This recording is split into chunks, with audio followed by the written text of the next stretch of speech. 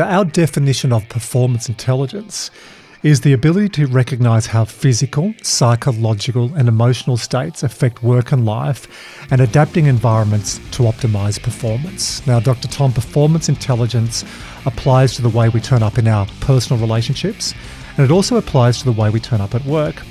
Now, PQ, or performance intelligence, is important whether it's one-on-one, and I can tell you as a speaker, it's definitely important when it's one to some audiences I now have is up to 10 or 15,000 people. We believe it's the next big thing in optimising human performance. It's only taken us nearly 20 years to come up with this term, so you may say we've done our due diligence, or we may be a little bit slow and we've taken our time, but it is a skill you can develop, and we really believe with the right training and the right mindset, and you said before, the right tools, you can help people to have a much greater performance intelligence. So that's my definition.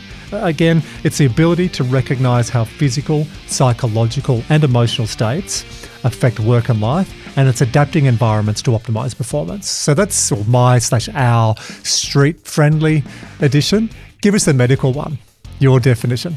Before I give you the medical one, I would actually pick up on what you said there about performance intelligence, the next big thing in optimizing human performance. I think performance intelligence is optimizing human performance.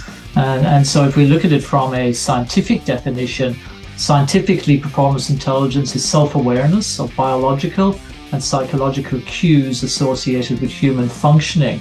But it's also that self-efficacy to strategically apply performance levers based on human factors to optimize performance outcomes. So I think when we talk about performance intelligence, we do need to break down that into how does that look when we actually want to apply it to our daily activities. Yeah, good point, because it's one thing to have knowledge.